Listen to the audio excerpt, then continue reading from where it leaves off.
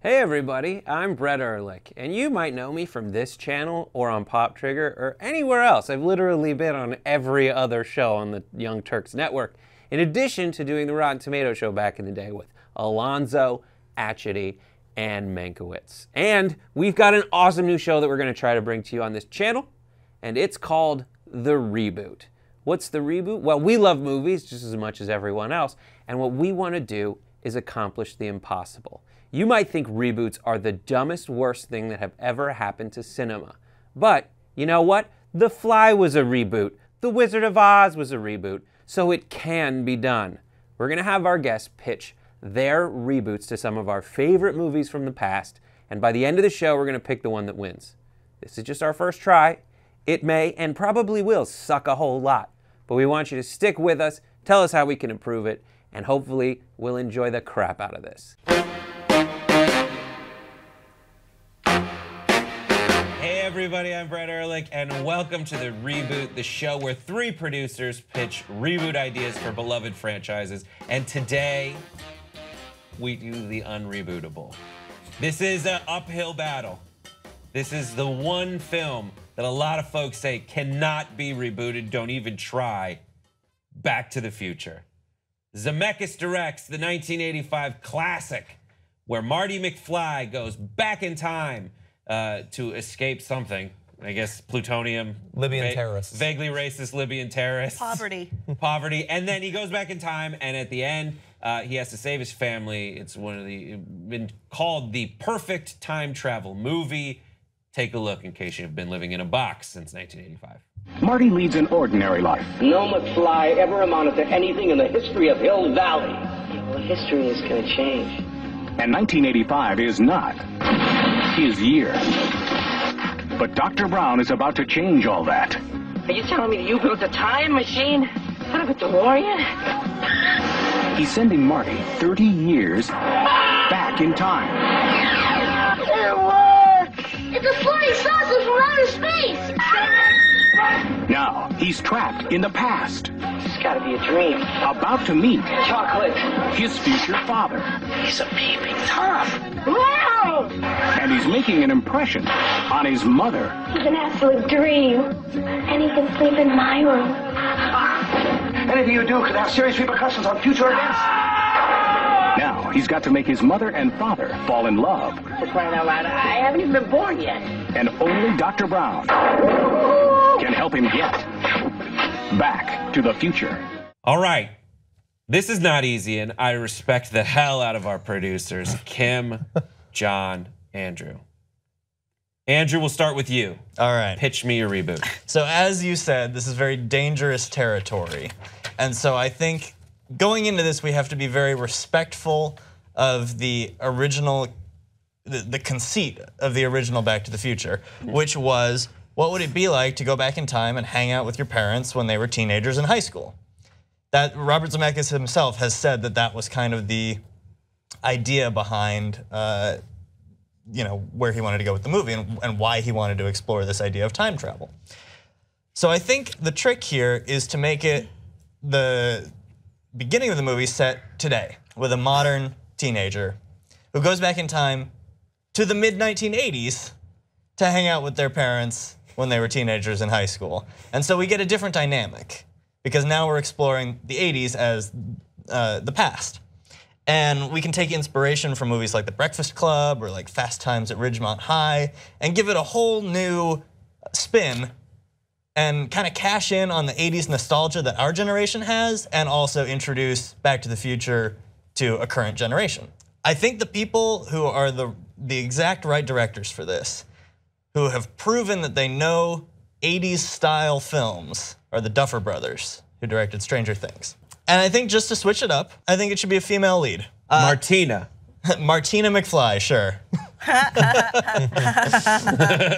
And I think we could get a cool young actress like a Haley Steinfeld or a Chloe Grace Moretz for that character. And Doc Brown, yeah, I don't know if you know this, Christopher Lloyd was I think 45 when they filmed the original. Really? He was 45 years old. So during the 80s sequences, he's in age makeup, and then he was looking like his natural appearance He's back one of those in guys the who looks the same 1965 age scenes. in a year. Yeah, I saw him once at like a Bed Bath, and I was like, "You look the same." Yeah, as he's aged, he's just become more Doc Brown. Yeah. So we would be looking to cast an actor who was in their mid-40s probably for that role, and so we could get somebody like Sam Rockwell or Robert Downey Jr. God damn it. I love it. Sam Rockwell would be pretty good. I didn't think about that. Or maybe even Will Smith. He could be a lot of fun. Okay. Yeah. Okay, cool. And we can't forget one of the most important characters in the whole series is the time machine.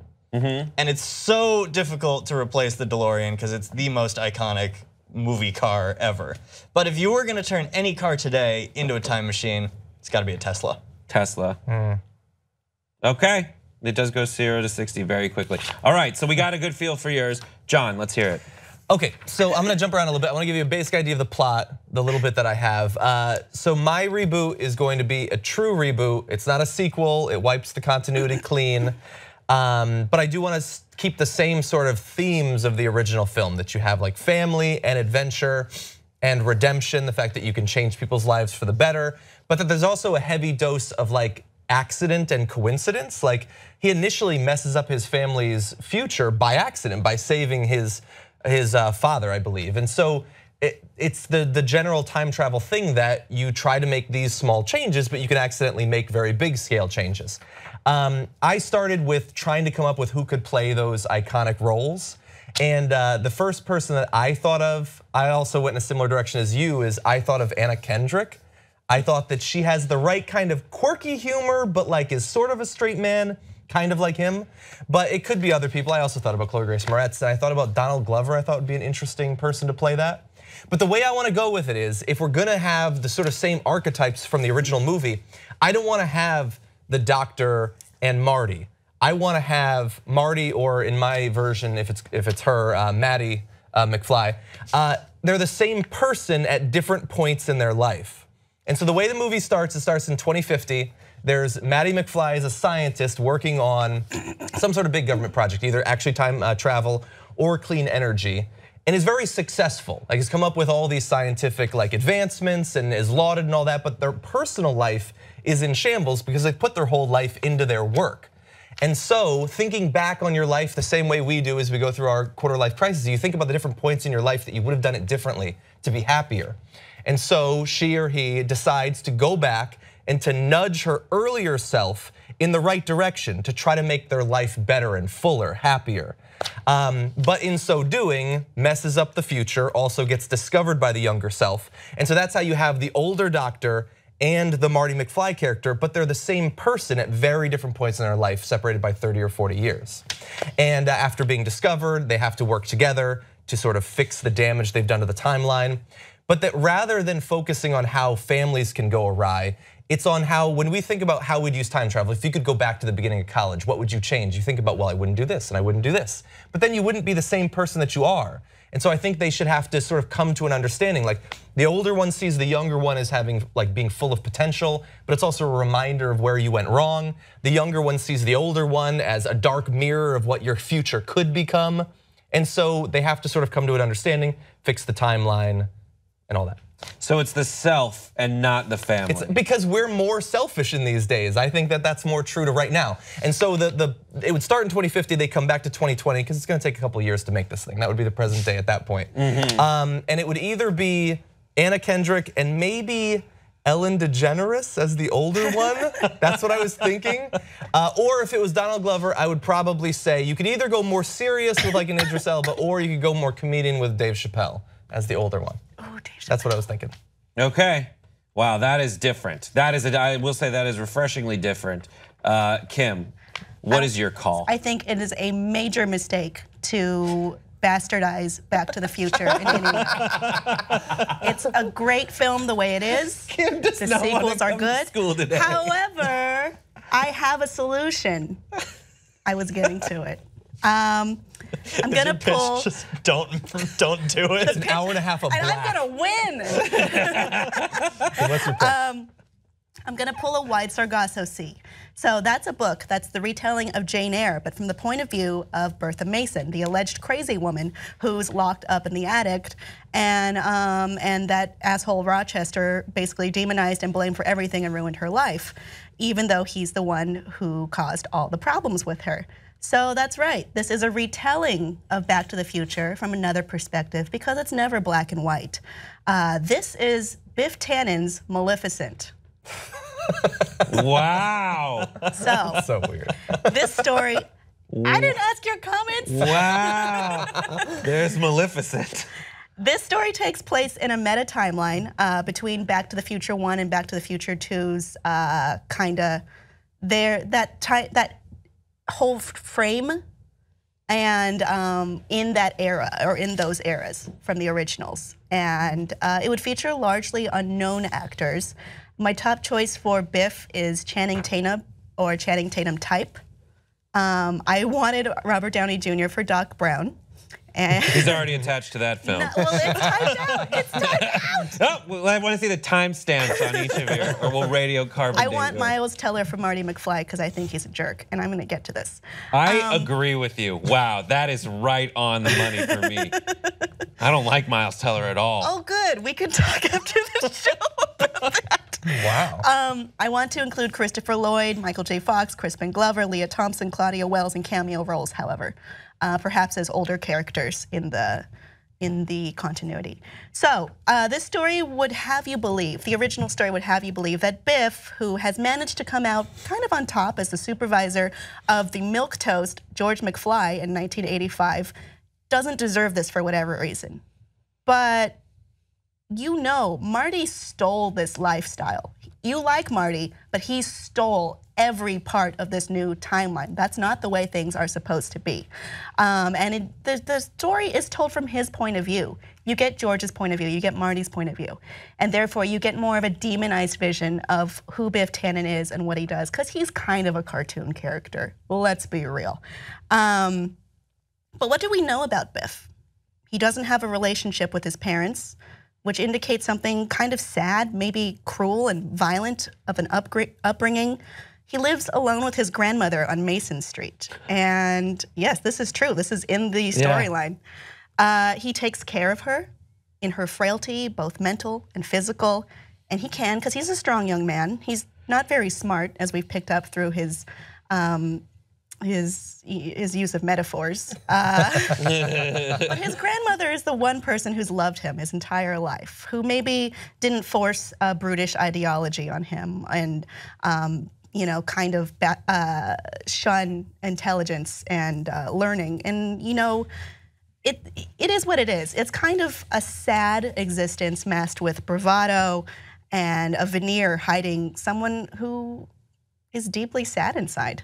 And like I said, Marty stole this life. And I did a little research and found an Easter egg that does exist in Back to the Future too. So you know, after Marty steals the sports almanac, Doc holds up a newspaper that says, Emmett Brown committed.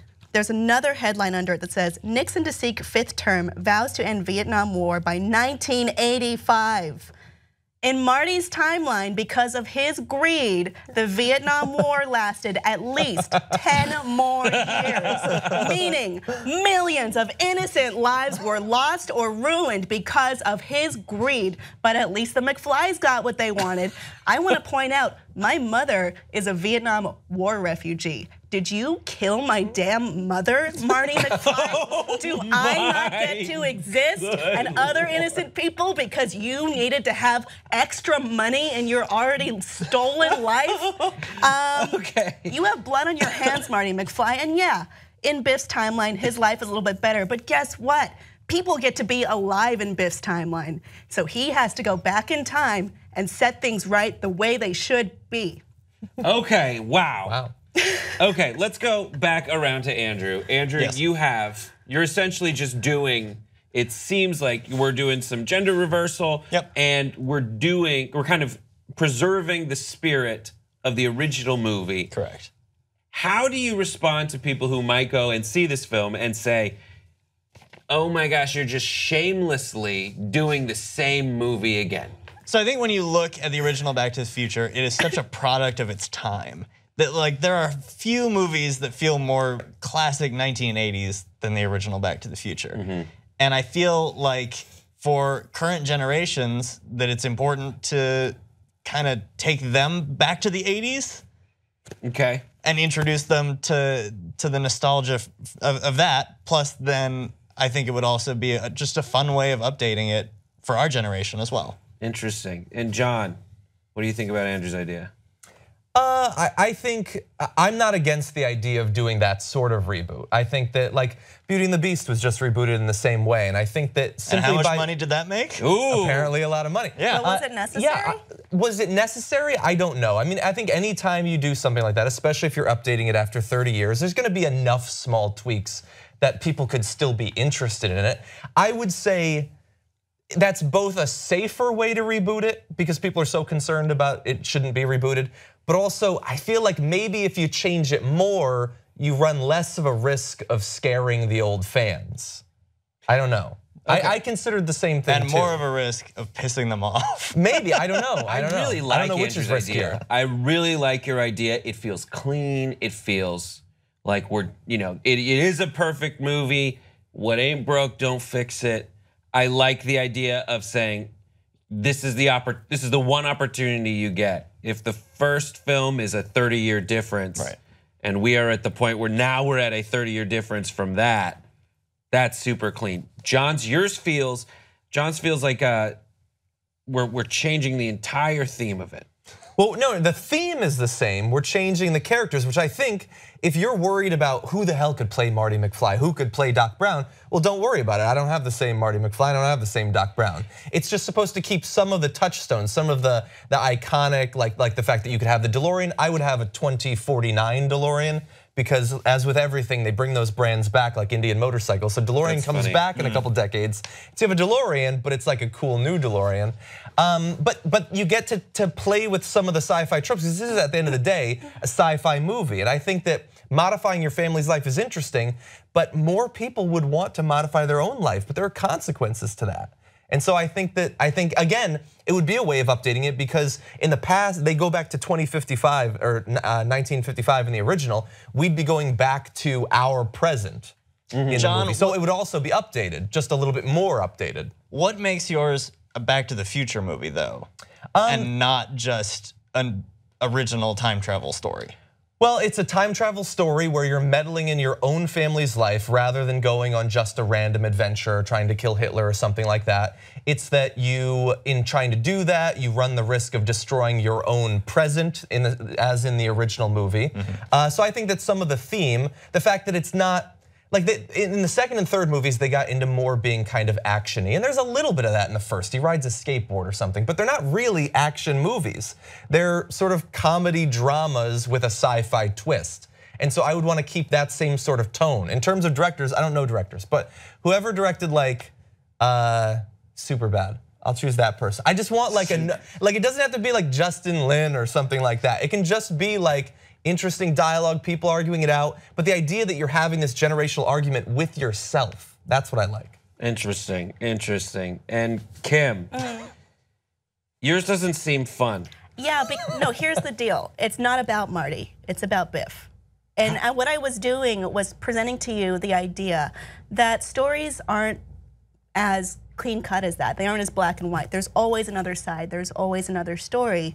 That is setting the grounds for, hey, maybe this person you've thought of as the hero isn't the hero. Maybe we should open our minds. And what I like about my movie is that it says something new and it does something new. It's, I mean, good job, guys, but it's a little been there, done that.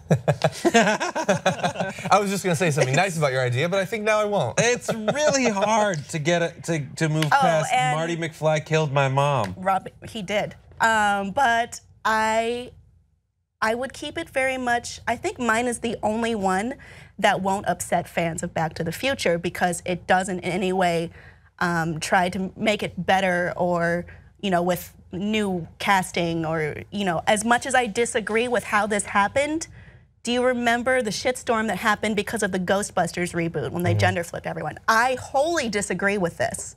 But that is something that did happen.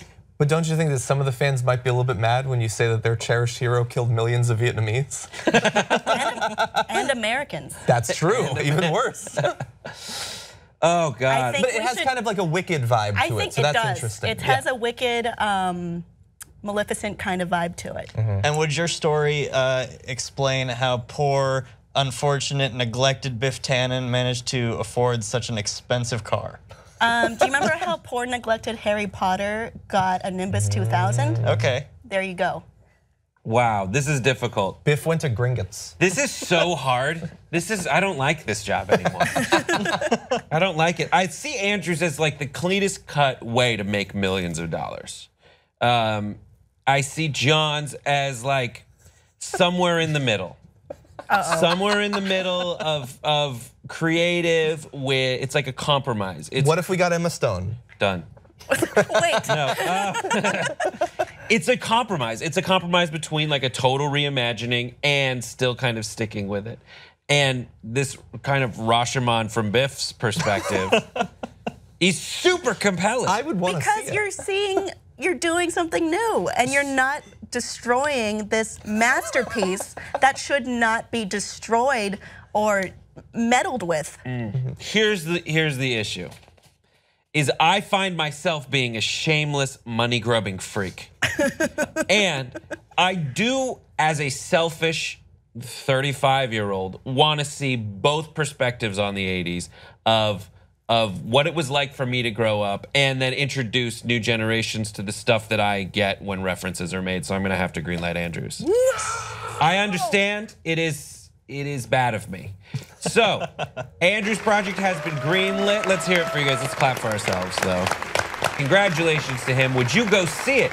Go to our Facebook and Twitter pages right now and vote. And we'll see you next time.